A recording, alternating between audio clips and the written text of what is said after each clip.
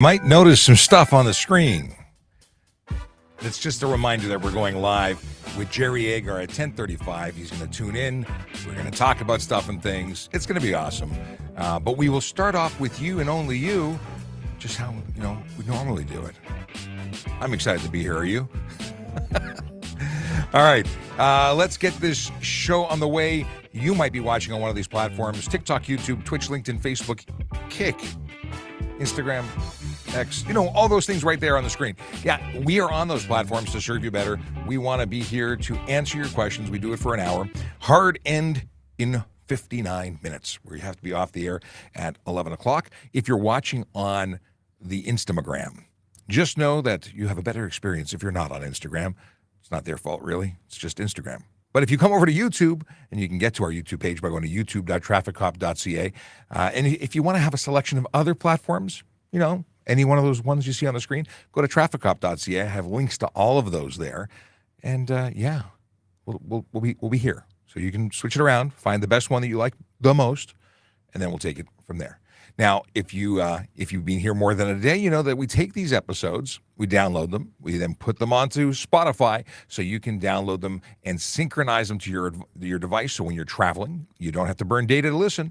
Also, if you're using your device, you can listen to it audio only whilst driving legally without breaking any laws. That's the legally part. Yeah, it's a good option. I like it. And lots of people are using it, which I like a lot. My name is Sean Shapiro. This is Ask a Traffic Cop. And again, this is the show that answers your traffic and police questions on the internet, like every day-ish. We'll start off with some stuff and things from people who are watching, who are involved with the show, our audience, who are part of the extended Ask a Traffic Cop family. We got Akela Draconis with greetings and salutations. Unfortunately, he missed yesterday's because we did a late start. It was like 2:30 in the afternoon when we went live, and that was because we were trying to see what an afternoon looked like. Now, we couldn't be here in the morning. At least I couldn't, which means it didn't happen with me in the morning. We're police. We shift. We do things different. I've got a Yogi Berra quote for later, along with a dad joke. Good morning, everyone. Let's all have an amazing day. Let's see here. And safe day. Let all have an amazing safe day. Sometimes it's hard to read exactly what's on the screen because it doesn't flow the way I would flow. There's no issue with it, Brandon. Just, sometimes people typing quickly don't make it in a way that comes out of the mouth easily. Okay. Tien says, good morning, everyone. Good morning to you, too. Oh, and he included a dad joke, which is awesome. A reminder to anyone watching to please, that's not what I wanted to put on screen. I didn't read it. Don't read that. Ignore that. That was a joke for later. But please start your questions with the letter Q so I know they're questions and not banter amongst the audience, because that happens. That's a thing. We have many people having conversations amongst themselves. Stephen Bell says, good morning, Sean. Jordan says, good morning. Paul say, hey, Buddy's back. Yes, he's right there. Buddy is our most magical friend and office. Is he a friend? Does he have some kind of, are we giving him life, or is he just the mascot that's stuffed in the corner? He's a one of one, wearing his own little official police uniform along with an official Toronto Police hat badge. It's pretty awesome. Big Jeff Fresh, good morning to you. And Sean Chen, who randomly appears. Sean is our friend and a talented young photographer who is probably taking a break from school right now. Are you in school? Are you on break yet? Let us know. Need some new photos. Got any new photos for us? New. Very important to hear new. Sean takes a lot of amazing photos, and he's credited for some of the awesome stuff in our online profile. If you go to Traffic Services on Twitter, he has subscribed. He has sent over some amazing photos. Apparently, Sean is in class right now. He says, shh, hopefully your teachers don't listen or rewatch the stream. YTVKAS. I don't know if there's an actual way of pronouncing that differently, but it says hello. Yes. Good morning to you. Hello. Okay. Stephen Bell got a new phone. Awesome. And Jermaine Meredith has a question about becoming a member of the Toronto Police Service. We will talk about employment and recruiting in a little while. We'll address your question, but we do totally talk about recruiting. We try and do a recruiting segment, but we'll totally answer your question before then. Okay. I don't know. There is a 49 division. Somebody says, oh, gotcha. Oh, okay. Now I understand what Mikhail was putting down. We've made up a new division. It's 49 division, bordered by the toy box, and that's Buddy's division. That's a good idea. But he's a traffic services bear. There you go. Okay.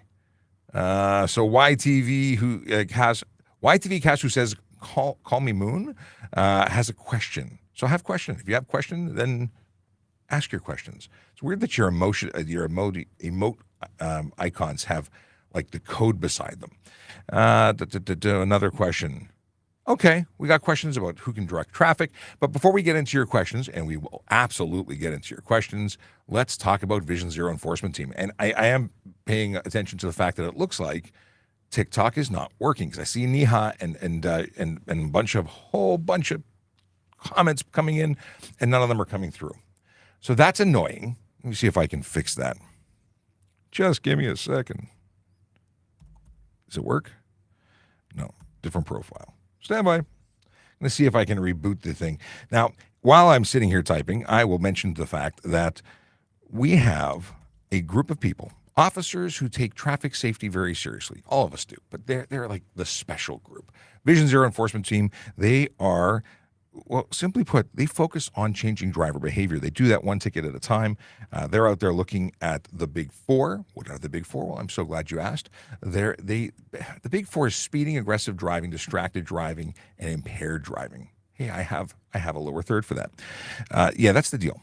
They go out there and look for folks who are engaged in that kind of behavior. It's all by choice. No one does those things by oopsie-doo.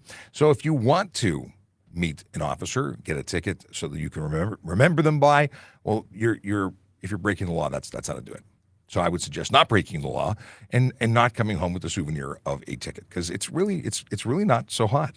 Oh, it looks like, okay, fantastic. Mechanic B, I see your comment. So comments are now coming through from Restream. I don't know if I just fixed it or if it just happened that way. I'm happy either way. Cool. Let's see here. The first question, and JD is here helping out. I appreciate you. JD is flagging stuff for pinned messages, and I will let him do that. He's going to keep us in check to make sure that we have our timing right, so we can close right at 8. Oh, TikTok is working. JD says it's not working, but I see TikTok. Maybe refresh your screen. Let's see here. Boom, boom, boom. All right. Let's get into some pinned stuff. We got, okay, so here, Jermaine was the first question, so let's deal with that. When you become a new recruit and you get deployed to your division, how long before you can do pay duties? As far as I know, you have to be finished your 10 weeks. I don't think you can, until you're signed off by your coach officers, you can't do pay duties. And pay duties are nice to do. That's working overtime. But you can be put in a situation where if you're not fully qualified and signed off to do them, you might not, you might get into a situation where you're not ready for. So, yeah. But until you're signed off, I don't think you can do them. It might be longer. It's been a long time since I worried about that. Obviously, that's the first thing the new officer wonders is when they can work overtime and make some extra cash. But yeah, I think it's after the 10 weeks. I don't know for certain. I will ask somebody. We'll have to get back to you, Jermaine. Okay. Who's legally permitted to direct traffic under the HTA? Any special circumstances? I think we had this question 2 days ago, because Sergeant Campbell was here and talked about that. Basically, you've got police officers, special constables, and you have traffic. He used an acronym which escapes me right now, and I'm sure I know it. It's just not in my frontal area of quick refresh. What the heck is it called? Traffic control person? Essentially, it's a flag person. It's a person with a sign at a construction site who has a slow, and you spin it around, and stop sign. And those are it. They can control traffic. They can stop it if they're working on a project on the road, but they can't direct you through an intersection. They're not really directing traffic. They're just stopping traffic. Obviously, fire people can control traffic for the purposes of in and around, crashes and whatnot. But really, it's police and special constables. Yes. All right. Boom, boom, boom. Now, Brandon has a question. So Brandon's question is, are retired police officers allowed to show their badge and identify as police officers? Sorry for earlier. I was typing quick before my meeting. Awesome. So the deal is, no, they're not police officers anymore. They are retired officers. They have a badge that doesn't have status, but it does help identify them. And we appreciate those who are retired. They served. You're always a cop. You don't stop being a cop. You stop having the authority of a police officer when you're retired, but you're never not a cop. From the perspective of, you know what you know, you're still useful, you're still a great set of eyes and hands to assist us, so it helps them identify us when they need to. It helps us identify them as retired officers, but they're not police officers anymore. Sadly, they don't have that status. But interesting, I don't think anyone's ever asked that question in the years that I've been doing this, or ever. Well, I don't think I've ever been asked that question. All right. We talked about this. Fantastic question. I like this. First off, I do have information on this booster seat question. When can children sit with a seatbelt alone? We've talked about that. We talked about that a lot, actually. It's a great question, very important. Child safety is near and dear to my heart. I'm a dad, so that's important to me. So legally, 8 years old, 80 pounds, or 4'9". Any one of those three would make you legal for a child to be sitting with a seatbelt outside of a booster. But just because they're 8 years old doesn't mean it's the safest option. It is far better to use that booster seat until they are physically large enough to grow out of that seat. And look at the manufacturer's requirements. Check with CPSAC, which is it CP? I have a thingamabobber here. Passenger Safety Association of Canada, cpsac.org. They have some great information there that you can utilize to test them, to see where they are physically. You want to make sure that they are in the best position for the best safety, not just old enough or tall enough. It's the everything. Look at the everything. Because there's I think it's a 5-point test where they sit in the seat, and if their legs are not bent at the knee at the end of the edge of the seat, they're not at the appropriate height yet. So don't be in a rush. You bought the car seat. I know they don't like it. Use it as long as you can. And yeah, that's it. But again, legally, 8, 80, 4'9", any one of those. Okay, is this still working? Did I break the? No, it's still working. Okay, Sky Crane. Turning on green light, are you allowed to drive forward to make your turn or wait at the white line? Either are okay. The big deal with crossing that white line, you have to be able to clear that intersection if it changes. So if you're in heavy traffic and you wait in the intersection and then someone decides to take up that space and now you're in the intersection and you fail to clear it, well, now you're responsible. You can be charged for failing to clear the signalized intersection, which puts you in a little bit of an issue, right? They're looking to raise the fine for that to $500 in the city of Toronto. And I think that's not fun to get big tickets. So, you should only enter the intersection if you have somewhere to go. That said, entering the intersection, doing that S-turn so that you can properly see what's coming at you and judge and make that turn safely and efficiently is legal. Just know that if you get stuck in the intersection, you got a problem. Let's see here. Do all speed/red light cameras have to give warnings before people enter them? Speed cameras and red light cameras, I do believe that they're all posted. It's all a requirement under the law. So yes, that's a thing. Now that's for Ontario. Different jurisdictions have different rules. I don't know what they are elsewhere. Mechanic B, we talked about this already. I see this is where the host, the messages from host are in fact JD helping out. And I think it was before things started synchronizing. So we have a couple of things that are duplicated. Stephen says, my van broke down in front of the London police station. I was over worried, and I guess I was yelling, didn't mean to. You know what? It is a frustrating thing to have mechanical issues. I recently had a couple. And the deal is that my right windshield wiper stopped wiping. So I knew not of how the mechanics of windshield wipers worked. I never had this problem in all the years of driving, and I've been driving a long time. Never had a windshield wiper fail.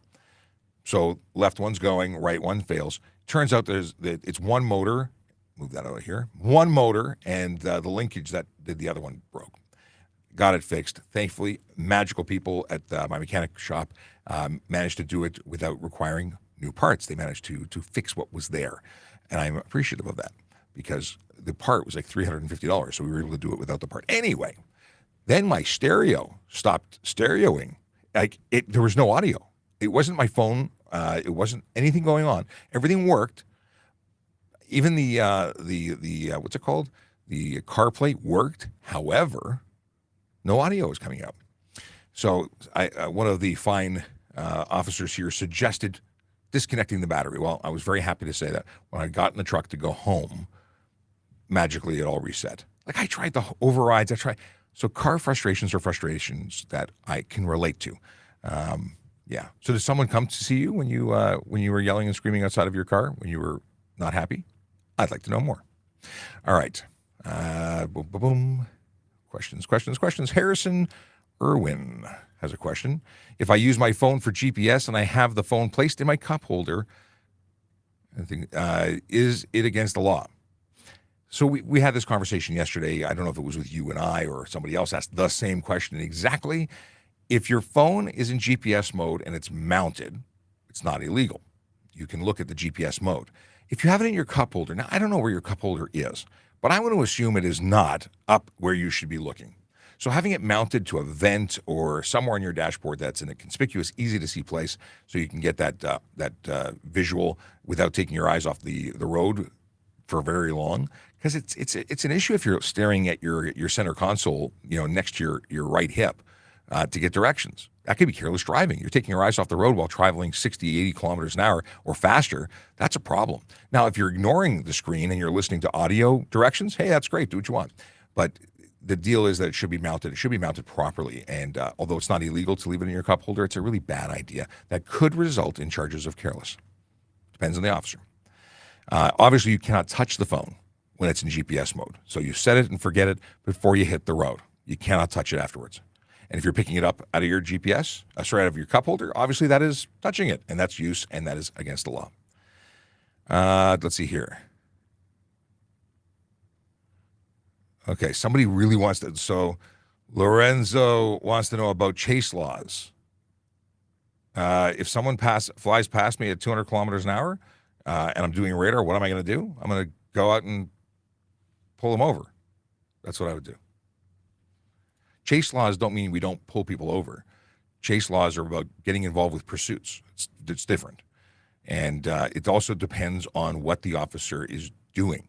Like, if I attempt to pull you over and now you fail to pull over, you've committed an additional offense. If I just ignore you because you sped past me, that is just speeding. And in that case, criminal speeding, because I'd say 200 kilometers an hour is easily dangerous driving, which is a criminal offense in the province of Ontario. So when you are in a pursuit, it means I tried to stop you and you didn't stop, and that's when the charges go up. More charges. Okay. Linda says, good morning, hero. Thank you for teaching us the right thing to do. Well, Linda, thank you for the thank yous. Linda, who's been watching the show for a long time, has a great respect for police and calls us heroes. And even though I don't consider myself to be a hero, I'm just a guy on the internet educating people. I do appreciate it, and I share this message with others because the people on the road, they're heroes. All right. Stephen Bell, what happened a couple days? Okay. Oh, is it oil? Okay. The van ran out of oil. Check your oil. Oil is good. Don't wait for the light. Check your stuff regularly. Okay. When can I take my child on a motorcycle? Did we lose our TikTok link again? Let me try and reboot it again. So, children can go on motorcycles when their feet can touch the pegs, passenger pegs, when they can sit properly on the seat and their feet can rest on the passenger pegs. That's when they can do it. If they are not able to, well, they can't be on the bike. Now, there's more that goes into it. You have to be confident that the child is going to be able to hold onto that bike and ride with you. Riding a motorcycle as a passenger is different than being in a car. The car goes and sways and you're belted in, but you need a child you're confident is not going to do silly things and not going to fall off and not going to, counter lean when you go to your right, that they're going to go to your left because they're freaked out by the movement of the vehicle, and then your motorcycle wants to go straight or doesn't take the line that you've chosen for it. Bad things could happen. But again, feet on the pedals. And Linda's happy that Buddy's back, because I think you were the person who commented yesterday that Buddy was missing. Let's see here. Lorenzo wants to know if it's true that you're transferred every few years. I'm interested in joining the ETF, but would want to stay there. So ETF is a wonderful place to want to go. It'll take you a long, long time to get there because you have to be an officer who's a generalist first, and then you need to apply to get in, and it's a lengthy process. And once you're there, you're probably going to be staying because it's a specialty. They don't, unless you're not working out, but generally it's a specialty. So you're not transferred around the service to make your life miserable. Once you're at a division, you could effectively stay there for your entire career, unless you want to get promoted, move around, and things like that. How did they come up with the legal alcohol limit? I have no idea. I'm not a specialist. I'm not a breath technician. Maybe that's something they would take in breath technician school. I don't know. It's an interesting question, and maybe we'll talk to our breath coordinator and ask that question. But it seems to be standardized pretty much everywhere. So. There must be something to it. Okay. Question about directing traffic again. So if I get into a collision, we don't say accident here. It wasn't oopsie-doo. It was somebody who made a bad choice and it resulted in a collision. Is there anything saying I cannot direct traffic around the collision? I couldn't find anything specific in the HTA. You should stay in your vehicle with your seatbelt on, or you should get off the road. You should not be involved in directing traffic. Not only do you have no authority to direct traffic, flares and a sign, which you should store in your trunk, would be a far better use of equipment than you standing there waiting for someone to slam into you and take your life, because that's what's going to happen. I don't even stand outside of a car when I'm writing a ticket. Like I get in the car and I put my seatbelt on because someone's going to find their way into crashing into us. And it happens all the time. Impaired drivers tend to be attracted to lights, and they don't tend to see non-moving, like stationary, non-moving vehicles. Yeah. Can you wave your arms? You have no authority to do it, but could you do it? Sure you could. Is it a good idea? Absolutely not. The car should be the hint. Okay. Is running straight through a red light the same offense as no fully stopping at a red to turn right? Yes, it is. If you don't stop before making a right turn and you go straight through, it's absolutely the same offense. I watched someone do it yesterday. It was a taxi. I lost my mind because I watched him do it. He tried to turn into a parking lot, got confused. I guess he was going to pick up a fare and decided to go through the red light without stopping. 15, 16 kilometers an hour is my estimation. I lost my mind. I have a lot of issues with people breaking the law when I'm in my personal vehicle and I can't pull them over. So yeah, that's what I did. I had some choice words with him, even though he never heard it, and I moved on with my day. Okay, let's see here. Hey, it's Richard. He says, good morning. Good morning to you, Richard. Why is things not updating? There it goes. Okay. Cool. And people are, Tinsdale, thank you for responding to Philip about oversized tires. I see TikTok is rebooted and back again. Let's see here. Can you put a car seat in a sidecar? I don't believe you can, but I don't know that for certain. I'd have to have a conversation with someone else. Sidecars are such an outlier kind of conversation. Maybe I would say it's a bad idea, but maybe they still need a helmet. Yeah, I gotta talk to somebody about that. I would say it's a no-go right now. But I've never had that conversation. I'd never thought about putting a child safety seat in a sidecar. Things to think about. Making a note now. Child seat in sidecar. I make notes. Maybe we'll make a video out of this. Okay. I saw an officer doing 130 kilometers an hour in the city when chasing some guy, I guess for traffic stop. Is it legal? Police can exceed the posted speed limit. Absolutely. We're allowed to go over the speed limit whenever we are performing our lawful duties, and pulling someone over or getting to a call or patrolling are legal reasons. Now, 130 on a city street is quite fast. I don't know how you're estimating that, but we'll assume you're correct. That's extremely fast, and I don't know if putting people at risk is a good idea at that speed, but depends on the environment. Like in some areas, 130, I don't know if that's accurate. But anyway, we're allowed to speed. That seems really fast, though. Let's see here. Christian Drives asks, are there any laws specifically about ATV mods, wheel spacing, if registered for the road? Well, ATVs are not registered for the road in Toronto. I'm not the right guy to ask about ATVs. I would assume, well, first off, it's best to talk to Sergeant Campbell when he's around, but he's in a meeting about ATV stuff because he's the ATV and snow guy. He talks about all that stuff. I know nothing about that stuff. I'm a city cop who doesn't deal with that other than say you can't have them in Toronto. So, yeah, I don't know.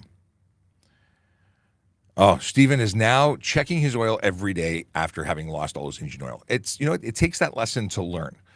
For many people, until they're going for the next scheduled traffic or mechanic visit, they don't check their oil. And it really should be part of your regular routine. It doesn't have to be every day. Weekly is good, but never is bad. Okay. Paul answering questions. Thank you, Paul. Answering about the whole running a red light thing. And Philip talking about motorcycles. Yeah, educate your children how to ride as a passenger. Yeah, not just your children. Anybody you put on the back, give them the rundown. Just because they are, big enough to hold on doesn't mean that they know what to expect. And first-time passengers can be a nightmare. I've ridden since I was 16. It wasn't always a good experience taking somebody in the back. And I do like the idea of a sissy bar or a box in the back that has a backrest, because the concept of nothing to prevent someone from sliding off if they were, not paying attention just scares me a little bit. We have a question of what's the highest speed allowed for an officer to, what is this? Highest speed allowed to officer to be while on pursuit. I saw police do 180. We can go as fast as we have to. We have to articulate why we're going that fast. And if it's truly a pursuit, because pursuit's different than just get somewhere. If we have a clear road and we got to get somewhere, we go as fast as we have to while taking into consideration safety of all. But if it's a pursuit and it's 180 would be insane for Yonge Street, and we would likely call that off if it was a pursuit. Okay.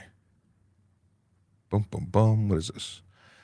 Are there any laws? Okay, we talked about that. Okay, I have to tell you, what is this? So Linda says that on the first time she was riding on a motorcycle, sitting in the back, when he pulled out, I fell on my butt. Well, that's the whole thing. See, sissy bar or back rest, good idea. Okay. Brandon says putting your seatbelt on while sitting in the car is not the smartest move, in my opinion. Are you saying wearing a seatbelt's a bad idea? Then, Brandon, you'd be wrong, because seatbelts are still the best way to keep you inside of a vehicle in the event of a collision. Amazing and bad, during a collision, people tend to get ejected and tend to get killed. Now, there's always the argument that the seatbelt could cause damage. Sure it can, but being crushed by vehicles or being killed by other things is bad, and the least bad is the seatbelt one. Yeah. And it could also hurt other people in the vehicle as a result of not wearing your seatbelt. So while there is some risk to injury, it's better than not wearing it. Let's see here. Does sitting on the crosswalk waiting to turn count as being inside the intersection? As soon as you cross the stop bar, you're in the intersection. You may not be in the completely past the side, but you've now crossed the line. The intersection begins there. You're at the intersection at the line, but you've crossed into it. As soon as you've crossed that line, like if you stop past the line, you've run the light or the stop sign, you've entered the intersection. If you come to a complete stop and then edge into it, you're allowed to. Okay. I see Emma. That's good. Yes. I acknowledge you, Emma. That is a good question. Oh, so Brandon clarifies. So Brandon was, okay, so let's go back. Brandon says, putting your seatbelt while sitting in the car is not the smartest move, in my opinion. Now I understand, because he's talking about when you are at the side of the road as a police officer, that's what he meant for officer safety. So if it's an officer safety scenario where I am concerned for my safety, that's a different scenario. If I'm at the side of the road and I'm on a highway where people are buzzing by at 130, the risk to being struck is very high, and you obviously have to take you have to make your decisions based on the information that you have available to you. If it's grandma that you're giving a ticket to, not a concern. If it's for guys who all have flags for officer safety. Maybe I'm not doing that, but maybe I'm doing something else. Maybe I'm waiting for additional units before I even start writing things up. Everything depends. Opinion on Tints by Angel of Destruction with a lightsaber. Is that a lightsaber? It's a sword. It's something. It's very cool. So my opinion on tints is that if they're light tints, they're okay. And if they're dark tints, they're probably illegal. And if I can't see in, you're definitely getting a ticket. If I can't see at all, if it's so dark that it qualifies for unsafe vehicle status, then we're going there. Let's hear from the fine folks at News Talk 1010 to see if the connection is working and our audio sounds okay, because we're going to be going live with Jerry Agar very shortly. How you doing? They may be, if you can't talk, you can text in the chat. Hello. Our regular crew may not be here today, so we're just going through the paces. But in about 4 minutes, we're going to be joined by Jerry Agar on News Talk 1010, which is a radio station in Toronto. If you're watching from another jurisdiction, it's sign that this doesn't ring any bell. We got a confirmation. Hi, we are great. I'm glad to hear it. Let me throw the Jerry logo on the screen, because if you want to call in, you're invited to call in. You can call 416-872-1010 or text 71010, and that allows you to send a message or make a call to control, and possibly you get on the show and have a conversation with us live on the air, which is, of course, awesome. Let me make sure my audio is ported in the right place. It is. I am happy to hear that. Okay, cool. One more thing. Just want to make sure that when we go live, all the audio goes to the right place. Yeah, I think we're good. Okay. So in about 3 minutes, we're going to be ready to go. News Talk, if you want to leave us on mute, but give us a confirmation that the audio is working, just give us any kind of audio cue. We'll know that we're hearing you the way we expect to. Either way, we're ready to go when you are. In the meantime, we'll hang out in the chat and see what's going on. Scrolling back. I'm looking for the last question we talked about. Where are we? By the way, if you've never heard this segment, this is one of the favorite things, my favorite things to do, is connect with Jerry on the air, because he adds a perspective, and he wants to talk about a couple of things, which I think you will be entertained by. I think I have them on screen here. Let's see. I may have to open up an email. Stand by. We'll do all that.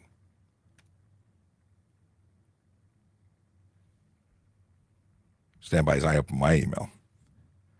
I sent it to myself. I should be able to find it. It's downloading. All right.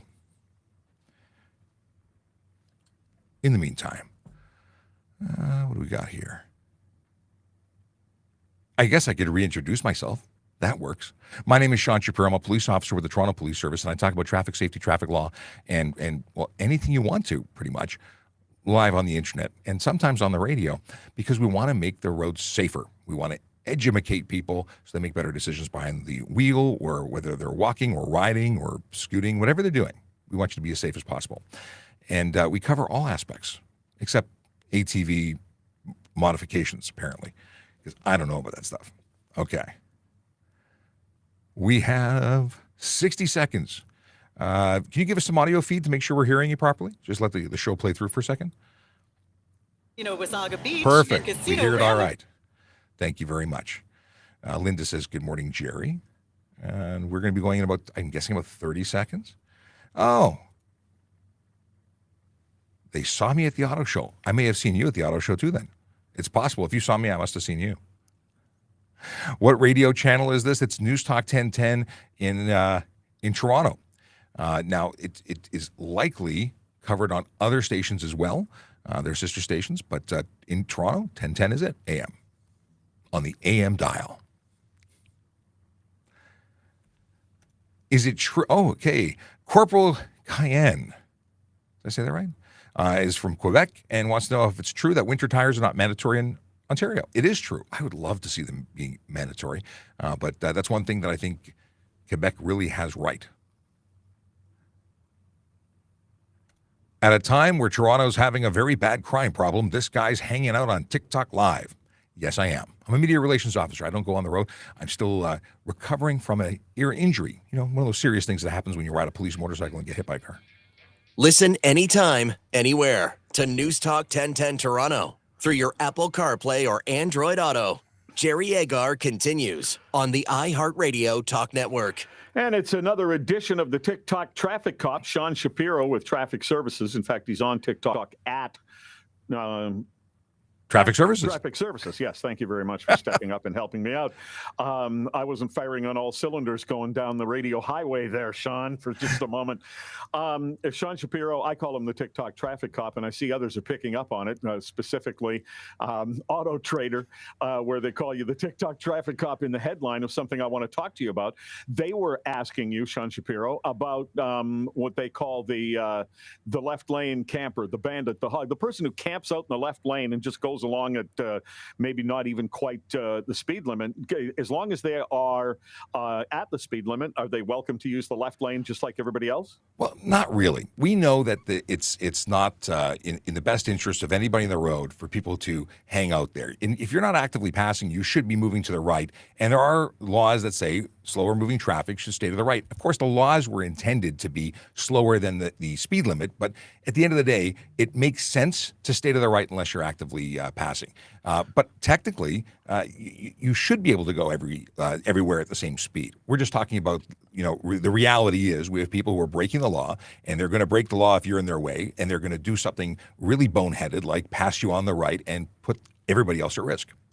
Yeah, I know there are people who take the attitude, because I've heard from some of them, if we've talked about this in the past, I'm in the left lane, I'm going the speed limit. People don't have the right to expect me to move out of the way so they can speed. I think the answer to that is, well, first of all, like you just suggested, you perhaps are unwittingly contributing to dangerous behavior, but the speeders are not your problem. Just get out of the way, and perhaps the police will catch the speeder. And that's the ticket. It's not your position or your place to police what other people do. Stay out of their way and don't be a speed bump or get involved in creating a collision. We'll deal with the speeders. That's our job. There's another one from the Globe and Mail. Do drivers have to wait for pedestrians to completely reach the other side of a crosswalk? Well, they don't. Not in Ontario. I read that article. I thought it was pretty interesting. The deal is you have to yield to them. Well, yielding to them means that you're in their path. And if they're lawfully on the road, you can't go in their way. Once they pass you, that's a different story. You can continue. Obviously, you should wait until it's safe. Now, there are conditions when you have to wait until they're totally off the road. And those include at a regular intersection where there's a crosswalk and there is a crossing guard present, well, you have to wait until all persons are off the road. That's right across to the other side and back on the sidewalk. And then there's that pedestrian crossovers, which you always have to wait until pedestrians are off the road, not just your half of the roadway. And I see that most drivers don't understand this. Okay, here's where I have an issue with it, and that is that I'm traveling along, and whether the lights come on or whatever causes the opportunity for the pedestrian to go across, fine. I stop. I'm on a 4-lane road. I stop. The person starts across. They get to a median in the middle. I figure I can go. And some people tell me, no, you got to wait till they get all the way across to the other side. That isn't the case in Ontario. Once they're at the median, once they're at the halfway point, and technically even just past the lane that you're turning into, then you'd be lawfully allowed to go. Is it safer to wait? I mean, the article talks about what if little Bobby drops his ball and runs back? That's a possibility, but it's not your responsibility once they've cleared your path. And I think the halfway point or the center median is the right way to do it. That's how I've always been doing it since I started driving at 16. I take a little more care, maybe let them get a little further if they're kids, because they're unpredictable. Absolutely. Good idea. It's like a deer on the side of the road. You don't know what it's going to do. But with adults, once they're out of the lane, I move. Here is Trevor from Toronto. What do you got, Trevor? Hi, Jerry and Sean. Sean, thank you for your service. My question is this, Sean. If I'm driving, like, say, north, and I see a fire truck or an ambulance coming south, and on my side there's, like, trees and just a deserted, way, and there's no streets and all that. Do I still have to slow down and pull over, or can I just keep on going? On an undivided highway, which basically means that the center median, or there is no center median, there is a painted line dividing north and south, you have to pull over. Same thing. But if it's a divided highway where effectively you're on a one-way road facing north and they're on a one-way road facing south, because that's effectively what a divided highway is, then you don't have to. You have to pull over if they're behind you, but you don't have to pull over if they're on the opposite side of the road. Even if there's even if there's just trees on my side and there's no like houses, nothing, I still got to pull over. Yes, because in the event that they have to cross into your side of the road to get to where they're going, they have that ability. You have to pull over. If it's a undivided highway. All right, appreciate the call, Trevor. Thanks, Daniel. I think you have a follow-up question to people in the left lane. Yes, thank you. So a large number of drivers throughout the road, maybe the highway, they have those insurance modules or driver tracking apps on their cell phones. Now, that being said, a lot of people do the speed limit because they know that if the insurance company sees that they're going over the speed limit, they're going to get dinged on the renewal. So my question is, if the posted speed is 100 kilometers an hour max on the 401 with no signs saying that the left lane must be left open unless you pass, I think you're following the laws if you're doing 100 kilometers an hour. You are until you're impeding somebody else or you're causing them to pass you on the right. It's not about being lettered to the law right. It's about being safe. And you should be in the right lane. I drive the speed limit. I don't speed. I'm a pretty recognizable guy. I don't want to be looking like someone who says one thing and does another. I stay to the right. And I do that all the way down from my drive across the highway. And people can't stand it. I have people that recognize me and send me messages saying, you really do the speed limit. No kidding. Stay to the right and let them do their own thing on the left. Daniel, do you want to be the guy who points at the driver's handbook and says, I'm right, or do you want to cooperate with traffic? Which one do you want to do? I drive in the middle lane because I do not want to speed, and I agree the left lane is for passing or people momentarily going onto the express lane. I agree 100%. All right. But we have people following the letter of the law in the left lane because they got that insurance module and they don't want to be caught doing 110. Well, fine, then get out of the left lane. Thanks for your call. Yeah. Here is John. John, what's your question? E-bikes. What's the rule for them for lighting like bicycles at night? Because I drive downtown. They're all dressed in black. The e-bikes are all black, and not a single light on those bikes. Well, forget about e-bikes. e-bikes. They don't have electric lights. All e-bikes are considered, if they meet the regulations, are considered bicycles. And all bicycles have to have reflective surfaces in the front and back, and they have to have lights to the front, and they have to have a light to the rear, or a reflector to the rear. So there's some options for rear, but they all have to have it, and they're all eligible for tickets. There's a bunch of other things that they have to have and do that is above and beyond that of a standard bicycle. But yeah, they're required to have them. And if they don't, they get tickets, or should. But if you don't have to have ID, how can you get a ticket? Because you're going to say, I'm on a bicycle, don't need to prove who I am. Well, you do have to identify yourself to the satisfaction of a police officer, and failing or refusing to do so can result in an arrest. So they are still obligated under the HTA to identify, even if they don't have a driver's license. So that could be telling me your name, your date of birth, your address, and then I do my investigation to confirm. And if I'm satisfied, we're good. And if I'm not, we're not. All right. Thanks, John. Here's one that was sent in an area with a speed camera. And this person says, example, Parkside Drive, which we tend to talk about fairly often. How does the camera know that the person in one lane is speeding and not the person in the other lane? So this is really talking about how radar works, and it's I don't know the specifics of their system, but radar is going to be picking up the fastest moving vehicle, the largest signal, and then it's going to be taking photographic evidence, and then it's going to be reviewed by an officer or a person designated with the authority to have that ticket actually be processed. So I don't know how their system works in particular, but it knows which vehicle is going faster, and there's a visual confirmation afterwards. See, what this person is worried about, there was more in the text that was sent in, is that maybe he's in the right lane, the person in the left lane is speeding, and he's thinking the camera might give him the ticket. I imagine, and again, this is speculation, if you have two cars that are side by side and there's multiple frames of photos being taken, one of them will be going faster than the other, and you'll have them changing position as they proceed through frames. So you don't think that this guy has something to worry about? I don't, but that doesn't mean I'm right. Right. I know people dispute these things all the time, so I've not seen it happen where it's been an issue. Are you carrying on TikTok this morning? I absolutely am, right till 11 o'clock. All right. At Traffic Services on TikTok. Sean Shapiro's there answering your questions. Joins us every couple of weeks. Thanks very much. Always a pleasure. Take care. This is the iHeartRadio Talk Network. Okay, another one in the bag. It's always great to hang out with Jerry and do our thing. We do this pretty much every other week. Every 2 weeks, we have a week off and a week on. That's that whole thing. It's fun. It's cool. And Jerry's a nice guy. Jerry came by the auto show. If you missed the clip, I put it up on social media, and I think it's co-branded, so you can see it on his social media too. But what fun. He did not have a lot of fun climbing onto our motorcycle. It was too high the way it was set up because it was on a stand. Anyway, a lot of people did like climbing on the motorcycle. I don't think he enjoyed it. His bike is a little lower. Okay, let's scroll back and see where we left off and get some of your questions answered because we still have 15 minutes to go before the show is done for the day. What do we want to talk about? We talked about this. All right. Is running, we talked about that. So much that we talked about already. Okay. I'm going to scroll down because apparently I went too far back. Val Mano wants to know if cops are paying for their speeding tickets. Let's go have a look. All right. Come on, I pressed the button. Now show up on screen. There we go. Are cops paying their speeding tickets? I don't know what you're talking about. If we get speeding tickets and we're off duty, we're responsible for those. Yeah.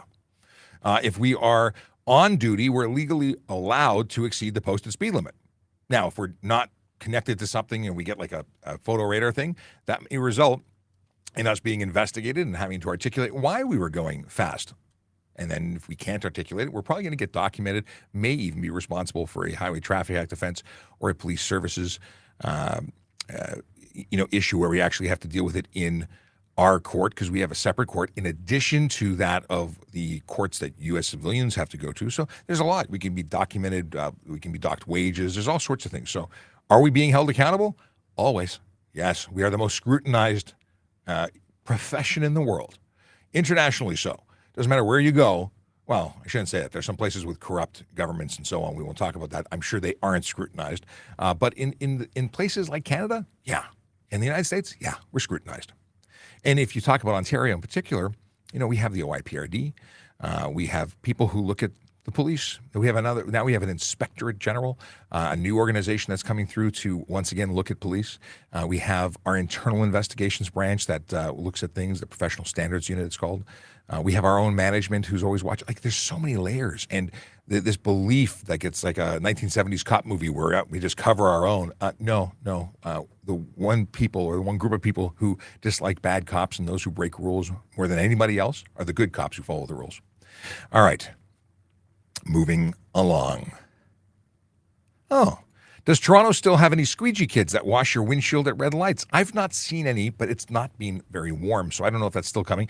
There is a Safe Streets Act in Ontario, and you can charge people who are aggressively panhandling, and that's what that is. You're aggressively panhandling when you are touching someone's car and then demanding payment. Let's see here.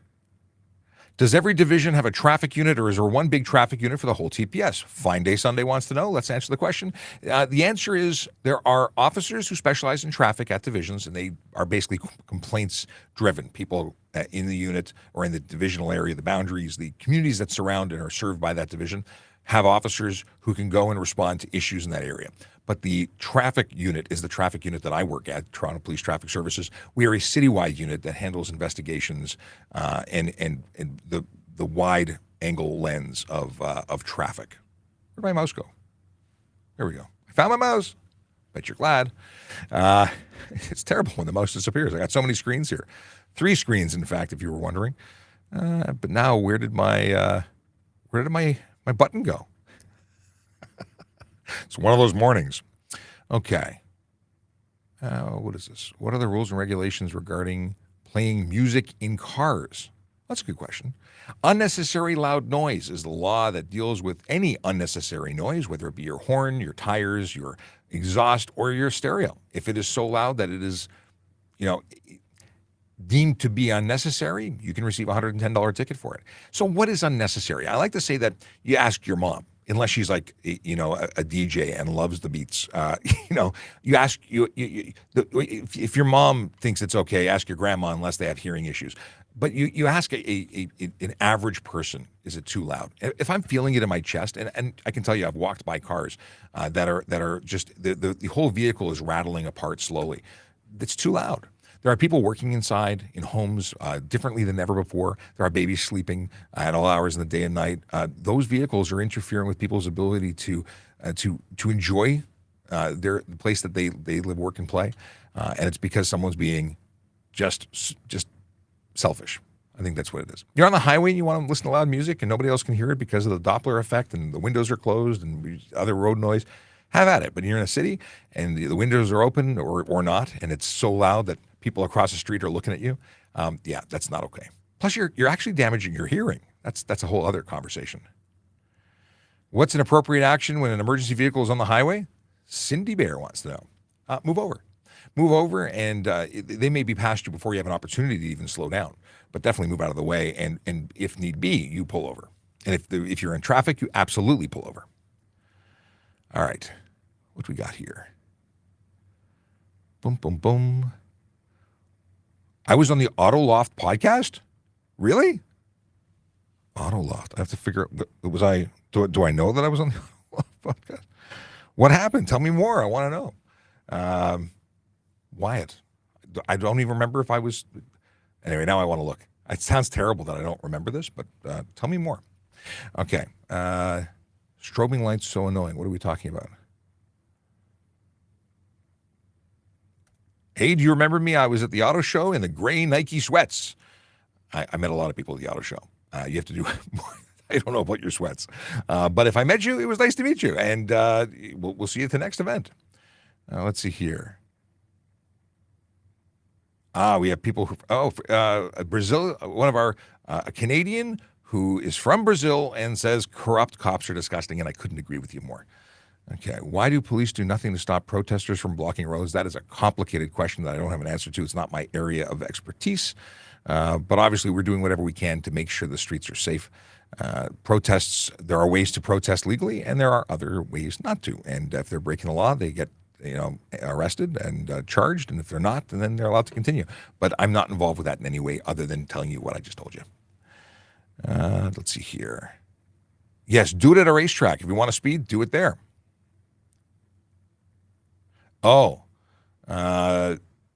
Someone said, the same person, the Brazilian fan who may not be a fan, because they're saying you can learn all this on Google. Don't listen to them. I don't know what you're talking about now. So you can learn a lot on Google. And this is the individual who is saying that. You know what? It is true that you can Google stuff. And I invite you to go do your own research. But it's very hard to find concrete or sources that you can trust.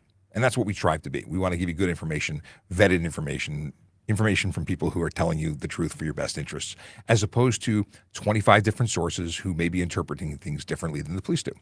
And since we're the ones who are actually going to issue you tickets, we're a pretty good source. Jacked Up 2 says, hi again from Bradford. Welcome back. Northern Pike wants to know if I feel comfortable telling the story behind your injury. I've talked about it a lot. Nothing really to hide or not talk about. I was on my way back to the station, slowing down for a red light when a vehicle pulled out of a gas station and didn't have a clear view of what the road looked like because there was a vehicle with a panel van with no windows to the back.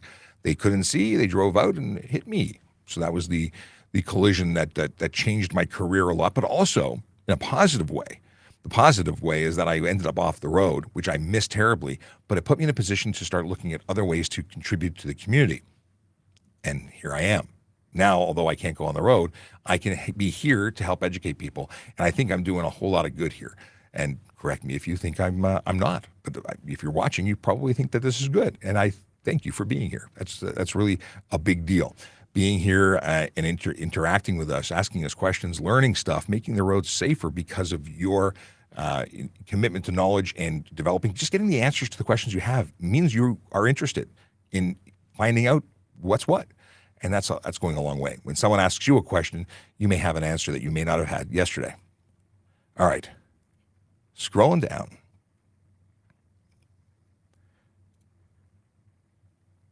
Boom, boom, boom. Oh, Nihad says that the motorcycle was not too bad to climb on. Yeah. But you have to also consider that Jerry had like knee surgery recently. So he's not as he is not as limber as he used to be. But he does ride, and I'm sure he's still going to ride this year. Okay. What do we have here? Appropriate action. We talked about that. If a cop send a tow truck to the wrong address for any reason, who pays for the tow truck's extra kilometers? I'm not following. When would we send you to the wrong? We don't generally send tow trucks to the wrong address. Or any address for them. I mean, we call them to come to where we are. But give me a scenario. Where would that happen? Okay. Hello, my dad is an Arkansas state trooper. Well, give him a high five for me. That's awesome. And if he's got a patch to add to my wall, well, actually, I took all the patches down. I have to put them back. If he wants to trade patches, go to trafficcop.ca. They can send me a message. I'll send him a patch. I have a couple of patches that need to go out this week. Do I know any New Brunswick laws? No, I'd have to look them up. I don't, but let me know what the question is. Maybe it's something that is the same, but probably have to look it up. What is the age limit to become a police officer? Perfect segue. It used to be 18 to 65. That was the age range of those who could be hired to, apply. But now I think it's different. I don't think there is a limitation. We don't have to retire at 65 anymore. This is the magical website. It's available at tps.ca/careers. And if you go there, you can click on Police Constable. And then it tells you the answers to your questions. It's like they knew you'd have questions. Yeah. So minimum requirements are 18 plus now. They don't have an end, and I don't think they can prevent you if you qualify and meet all the requirements. I don't think there's a limitation. So in my class, there were people applying that were or hired that were over 50, which is wild. Like I am going to be 50 this year, and I can't imagine starting now, but there are people who do it. Yeah. So if you are interested in becoming a police officer, check it out. Read all about it. Now, everything from requirements, testing, as well as things you can think or that you'd want to know, like how much do we get paid? That's all here on this webpage. So check it out. Now, what I really want to look at is to see if there's any new civilian jobs posted, because this changes all the time. We're always looking for police constables, but other positions, still the same as last time I looked. Digital team is looking for a developer. There's communication operator positions open. And then there is a crime analyst position to work at a district or squad. And these are great ways to serve your community that don't involve wearing a uniform. So if you're looking at serving in a different way, consider joining and becoming a member of our service as a civilian. You could also join as a police constable, special constable, or parking enforcement officer. They're all really important, but they're just different. Different is good. All right, let's see what else is going. We got 2 minutes. I think what we have to do, because I have a hard stop in 2 minutes, is I would say that we're going to have to put a pin in it and come back tomorrow to do more. Now, I see there's a whole bunch of questions. I'm going to try and capture them in a way that I can review them later. Can I do that? Settings off? No. I'm going to see what I can do about capturing this. Anyway, let us see. I have some dad jokes, and then I got to go. So, first, the Yogi Berra quote, and that is, I don't know if they were men or women fans running naked across the field. They had bags over there. Why would you send this to me, Akela? I don't get the quote. That's too funny. I tried to show it. There's no graphic, but there we go. It's not me making it up, but that's a Yogi Berra quote. It's still PG. Okay. Dad joke from Akela. Dad joke. Contrary to popular belief, not all babies are delivered by storks. Storks bring the small babies, but cranes bring the large ones. Cranes. Birds and, yeah. That's funny. I like that. Let's see here. We got Tian's dad joke. What's in common between Vision Zero team and a Pokemon master? Gotta catch them all. That's like a custom-made dad joke. I like that. I'm going to send that to the Vision Zero enforcement team. That's awesome. I like it. I like it a lot. Okay. What are the requirements? We talked about this. Do I have any other dad jokes? I don't. Okay. We're going to play the traffic song, and we're going to say goodbye. I'm going to try and capture all of these, and then I'm going to see you tomorrow, because I'm back, 10 a.m. Have a good one. Yellow light, red light, green light, go. Driving safely helps the traffic flow. Watch for pedestrians, look out for bikes, and don't drive like a jerk that no one likes. Yellow light, red light, green light, go. Driving safely is the way to go. Put down your cell phone, nobody needs you to text and drive on the DVP. Yellow light, red light, green light, go. Stop at stop signs, look both ways, then go. Seatbelt, save your life indeed. And watch your driving, don't speed. Yellow light, red light, green light, go. safely is the way to go. Don't drink and drive or smoke some weed, because you might go to jail and not get free. Yellow light, red light, green light, go. Driving safely helps the traffic flow. And that's it. I did see one other question, and it's from an Instagram user, and I feel like I have to respond to their question because we've totally ignored them all day. The question is, what is proceed before green light? Well, essentially, it's when you enter the intersection to proceed prior to the light turning green. I mean, it's one thing to do it when you are turning right at a red light. You've come to a complete stop at the appropriate spot, and then you start to advance and make your right turn when it's safe. But if you're just driving through the intersection before it turns green, proceed before green. That's it. That's all. Have a great day. Drive safe, drive sober, drive legally, park legally, and smile because it looks good on you. Have a great day.